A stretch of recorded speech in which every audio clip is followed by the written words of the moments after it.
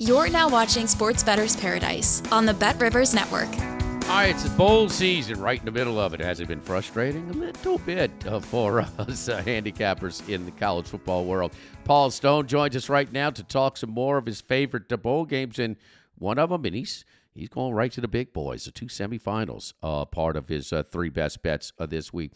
Paul, also the trend, if a single digit dog has covered, they've won a game outright the last 7 bowls, so maybe a little wise to sprinkle a little money line if you're playing these dogs, but the trends and and then you have the biggest disparity in San Jose State and Coastal Carolina as far as the opt-out / transfer portals, unavailable players, and man, Coastal just kind of handled the Spartans, especially on the defensive side. I was really surprised that San Jose State had as much, didn't score till the fourth quarter of play. Paul, your thoughts overall on the Bulls so far?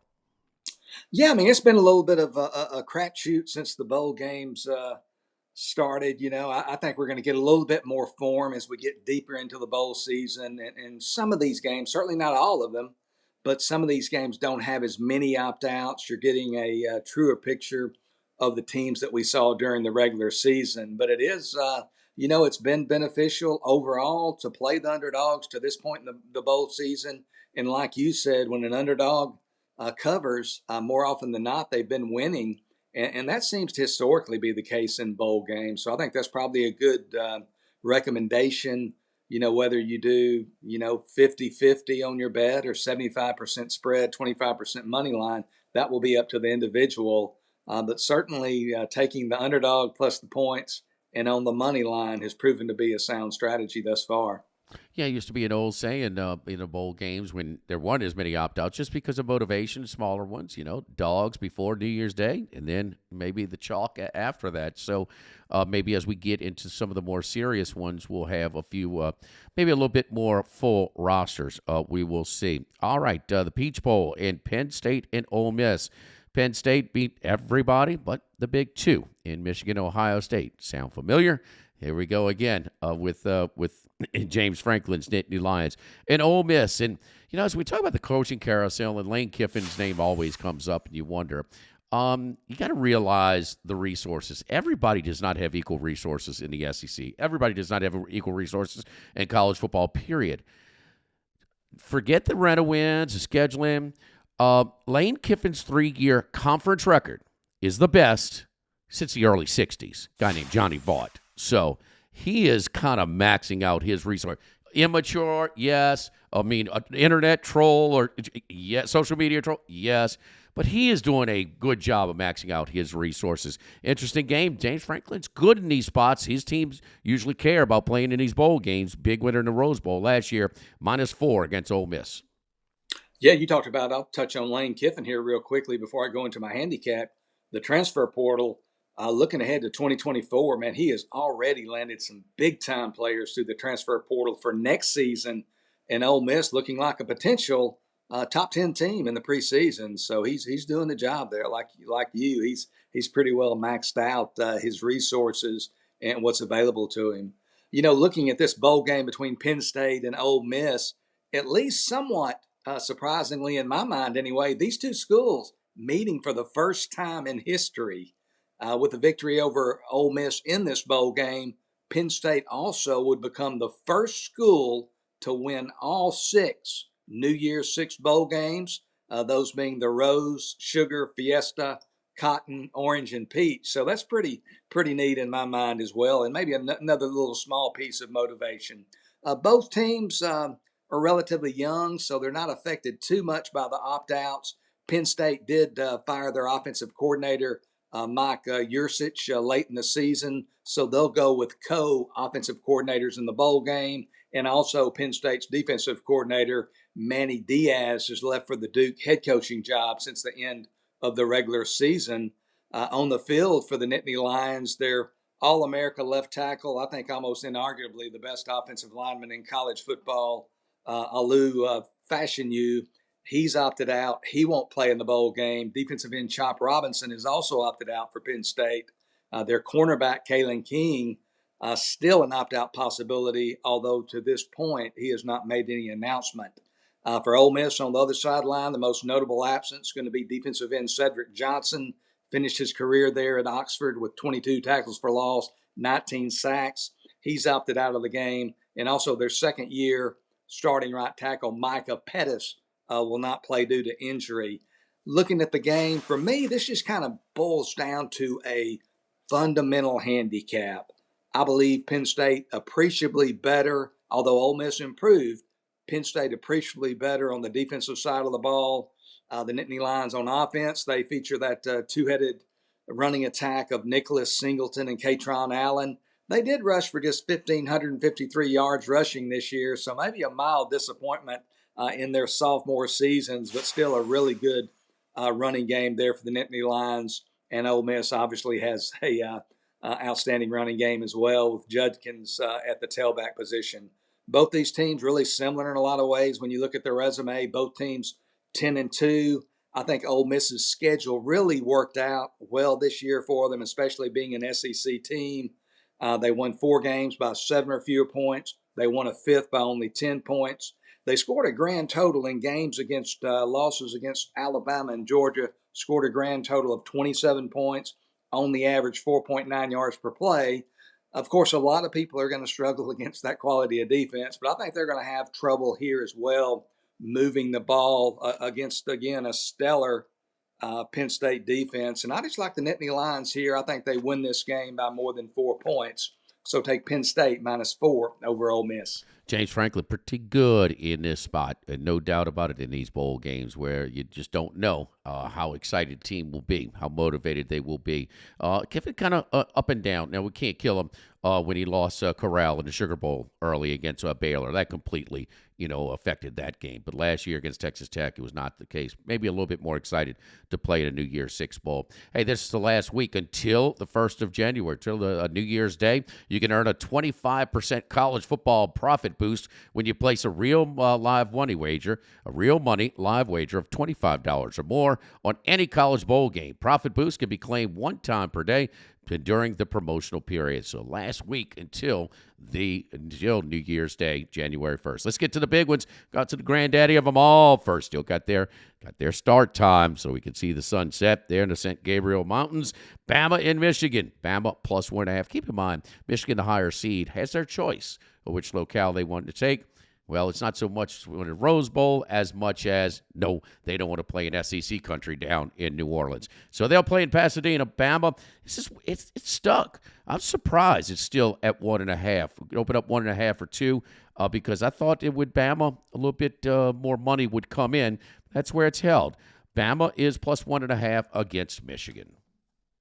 Yeah, and I think we're going to see that money late on Alabama, Jimmy. I think, like you said, it's 1.5 at BetRivers right now. Michigan, the favorite. I think if you like, Alabama, you want to go ahead and take the Crimson Tide because I think by game time, this will very well be a pick'em. Alabama could even be a 1-point favorite, but that remains to be seen. But I think money will show late on Alabama. And looking back early in the season, after they lost to Texas in Tuscaloosa in week 2, 34-24, I don't think too many people were thinking about the 14 playoff at that point, perhaps besides, those with allegiances to the Crimson Tide. The next week, things didn't get much better. They benched Jalen Milroe. They experiment to see if they've got something better at quarterback with Ty Simpson and Tyler Buckner. Didn't really find any answers with those two guys. So they go back to Milroe after an unimpressive 17-3 victory at South Florida. To me, on that day, there in Tampa, it became crystal clear that they were either going to sink or swim with Jalen Milroe. He was going to be the guy. They were going to go with him and see how it worked out. And this Crimson Tide team, certainly not one of Nick Saban's most outstanding additions, a great team, but not one of their best. But still, they've gotten better. They've made incremental improvements throughout the season. Milroe has been part of that growth. And you look on the other sideline at Michigan now, they're making their 3rd straight appearance in the College Football Playoff, obviously upset by TCU last year. It's about a 7.5 point favorite. The year before that, fairly non-competitive against eventual national champion Georgia, losing by 23 in year 2021. To me, the Wolverines are simply not explosive enough on offense Yeah. to win the national championship. You look at their top running back, Blake Corum. Last year, he averaged 5.9 yards per carry. This year, he's only averaging 4.7 yards per carry, so more than a yard per carry less. His backfield mate, Donovan Edwards, averaged 7.1 yards per carry in 2022, less than half that this year, 3.5 yards per carry in 2023. And then you look at the quarterback position, J.J. McCarthy. The last 5 games, McCarthy's thrown all of 1 touchdown pass. So there's just not a whole lot of explosion. And then I find this at least somewhat interesting, and I'm not saying it's the the truth and nothing but the truth necessarily, but a recent story in The Athletic by Bruce Feldman quoted 10 or several anonymous, actually 10 anonymous Big Ten coaches about Michigan's recent situation and kind of their drop off. And these coaches basically said they have not been the same team since the NCAA began their investigation into alleged sign stealing. Whether you believe that or not, whether, what your thoughts are on that, it certainly does pose a question, a fair question that as handicappers is something to look at. So I kind of found that interesting. Something I find extremely helpful in the handicapping puzzle of this game. In the college football playoff era, in this 4-team playoff era, which began in 2014, the SEC in these games versus non-SEC foes, 14-3. The Big Ten, on the other hand, only 3-6. Those 3 victories coming by the same team, the Ohio State Buckeyes. You look at this, and it's just, I just think Bama's a little bit better, especially getting small points. So take Alabama plus 1.5 over Michigan in the semifinal game. Yeah, the 2 were Clemson, one that Ohio State team that got in late that beat Alabama in the Sugar Bowl. And you say about that, and I hear, and 10 is a lot. 10 is a lot of sources on Feldman, okay? I just want to keep in mind, too, though, how much is motivated, Paul, because if you heard the tone of the teleconference with the coaches and the ADs about the sign stealing, it was heated. It was heated. So all of them are really, really anti-Michigan. So I think they're an easy quote, a very, I guess, a willing source right now to bash the Wolverines a little bit. But it's all the same players, like you said. I mean, all these players were there last year that came back, and that's why we thought so highly of Michigan. They're going to have the most players drafted that they've ever had in Michigan history. That's a long time, and still, with a reduced draft from what it used to be, and still it's just, they're not popping like they – and look, the Iowa game, they certainly didn't move the ball. Even in the Big Ten championship game as well. And, we're on the same page. Already got that bet at BetRivers at Bama plus 1.5. So good there. Get extra value this football season with BetRivers Squares. Went up to $10,000 in bonus money. Bet $10 in same-game parlays on any game with the Squares icon to earn a square. All right, from one Big Daddy to the next. Go down to New Orleans.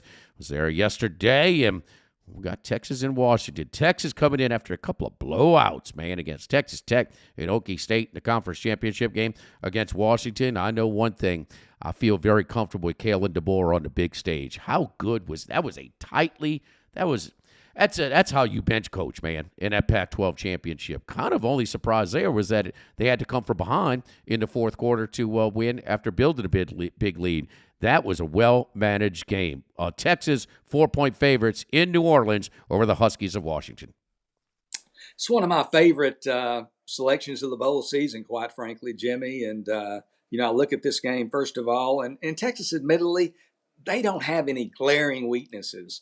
But their primary vulnerability is in the back of its defense, and that obviously plays to Washington's strength.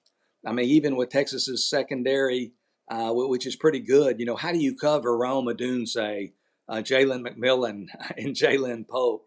You've got Odunze, who's probably, in my mind, he might be the most uncoverable or the best wide receiver in all of college football with 1,428 receiving yards this year. Polk, another 1,000-yard receiver. Looking at this Washington team, we saw, and I took the bait, and I played Washington and lost on Washington, or not played Washington, I played Oregon, rather, in the Pac-12 game and lost on the Ducks because I thought they were the better team. I thought they would beat them by double digits. So whiffed on that one. And much of the reason for that, my thought process in that game was much of the second half of the season, it just seemed like Michael Penix Jr. didn't look quite like himself. He's obviously battled injuries throughout his career, but he obviously, with a little time to right himself, he played quite well in that Pac-12 championship game. And I think with additional time, I think a little rest will do him even more good. Meanwhile, another thing that I think benefits Washington is the fact that Texas true freshman safety Derek Williams, whose playing time has increased as the season's progressed, he's going to miss the first half of this game due to a targeting injection in the second half of the Longhorns' victory over Oklahoma State in the Big 12 championship game. So they're going to be a man down for the opening 2 quarters for half the game, and you certainly don't want to be a man down, a guy who's been playing a lot against Penix and the Huskies. I think these teams are close to being even. I made Texas a 2.5-point favorite, but this Washington team, you just look at it and you look at the numbers. They've won 20 straight games as Washington since the middle of the 2012 season. Kalen DeBoer, 9-0 during his career versus AP top 25 schools there at Washington. And then combining his stints as head coach of both Fresno State and now Washington, Kalen DeBoer, 7-1 against the spread as the betting underdog, and his teams have won 6 of those 8 games as underdog outright. I like Washington +4 over Texas. Not only +4, I think they beat the Longhorns outright and advance to the national championship game in Houston. That big boy from Texas too, and I thought that they were a lot of that quick underneath stuff in the Pac-12 championship game. They'll be employing that as well in this one. How about that? I knew my eyeballs told me he was pretty impressive on the big stage. 9-0 versus ranked teams. That is very, very impressive. All right, so Washington +4. All right, next week we'll have the whole crew together. We'll break down the national championship game. Myself, Paul Stone, and Bruce Marshall. Let's get them, Paul. For Paul Stone, I'm Jimmy Ott here in the Sports Bettor's Paradise on the BetRivers Network.